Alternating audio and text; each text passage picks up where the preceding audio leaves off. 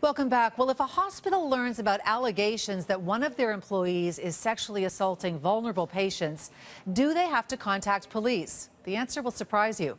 And so too will the lack of oversight when it comes to hospital employees that have the most intimate relationship with patients, personal support workers. Our Cynthia Mulligan joins us now with more on our top story. Cyn? Avery, I'm standing here on Hospital Row, and your story this evening puts two major flaws in the healthcare system into very sharp focus, and advocates are calling for change. We're fighting this battle on a bigger scale, but on a personal family scale, we lost the battle. We lost a family member to this.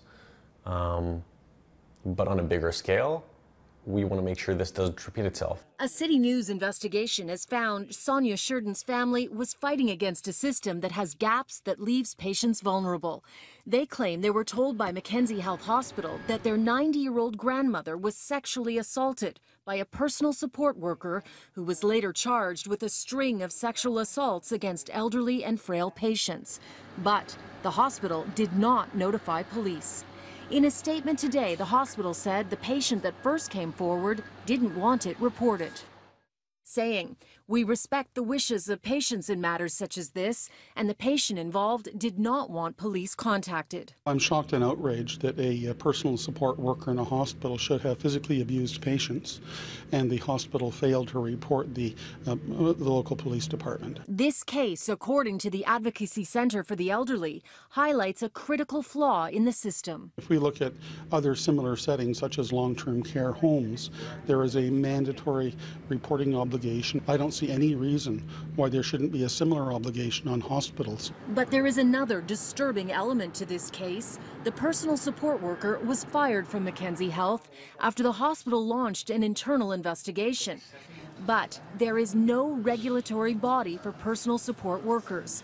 Even though they bathe and care for many elderly patients, unlike doctors, nurses, and teachers, there is no one to report to if there are allegations of wrongdoing.